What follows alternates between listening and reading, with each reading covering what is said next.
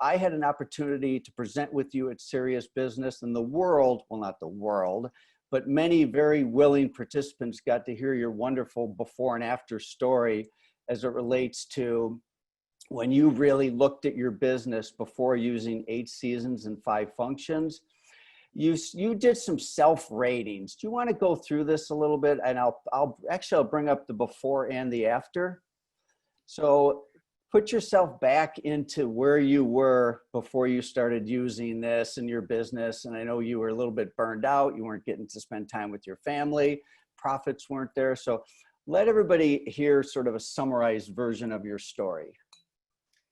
Yeah. So, yeah, I burned out is probably the best way to describe it. I was kind of, well, we had basically just made a jump from a location that was about 900 square feet into our new location that is 3,400 square feet.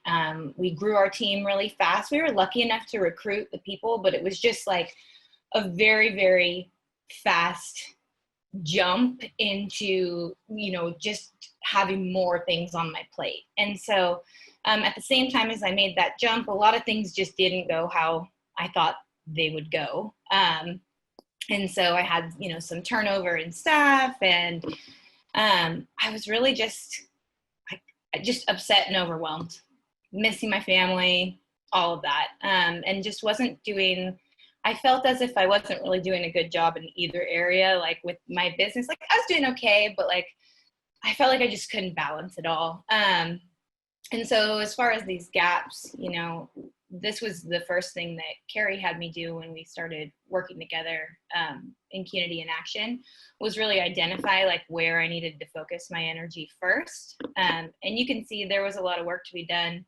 because, you know, I want all these to be a 10 out of 10.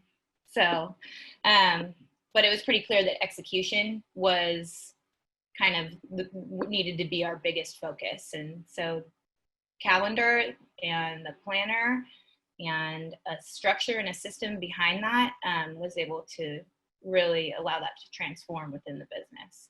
Excellent. And, you know, here were just some things that you shared back at the time, you know, your staff retention. And so staff engagement was a big area for you. Maybe you want to summarize this just for a moment. Yeah, well, as I was just saying before, you know, I had a lot of turnover when we moved, and, you know, what happened to me as a leader is I got kind of resentful and kind of upset because, you know, I was working so hard and I made this big move for my team, and then they left, and kind of just lost sight of the people that were still there and working hard and trying to make things, you know, successful. And so, refocusing on staff engagement was a huge piece of growing the business. And so we were able to go from, you know, losing a lot of people in 2018 to keeping the entire staff, and they're all still here actually now too, keeping the entire staff from the end of 18 to the end of 19, and still. So that was huge. Yeah, stronger leaders too. So we all were able, this is my leadership team here. We have an education director, a general manager, and an operations manager. And by using the tools and having a really strong structure, we were able to just be a better leadership team. And I think that's why we've been able to have such success with our growth and our staff retention. Then, of course, we love to see jumps in profitability. So from basically break even to some pretty significant, well above average profitability, which is, of course, a great outcome. Yeah. All right. Well, now here's the whole time piece. And this is where I know this was a big thing for you, was the whole family piece. Who's the little guy on the right, by the way? So that's my little guy, Forrest. He's turning 7 actually in a couple weeks, but I think he was about 4 in this picture. And yeah, I had a baby the same year that I hired my first 3 employees. And so it, again, just a lot at once, things I thought were going to be like a cakewalk that weren't.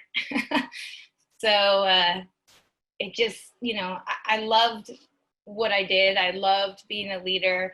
I was passionate about the business. And so I was able to keep going. You know, I never felt like throwing in the towel, but it was just kind of a blur, right? And so, you know, when my son was about 4 years old, I looked back and I really had a lot of regret about the amount of time and the amount of time that I was distracted, you know, from him and from my husband and my whole family, really. And then again, just feeling like I wasn't able to give 100% in both my personal life and my business life. So I needed help.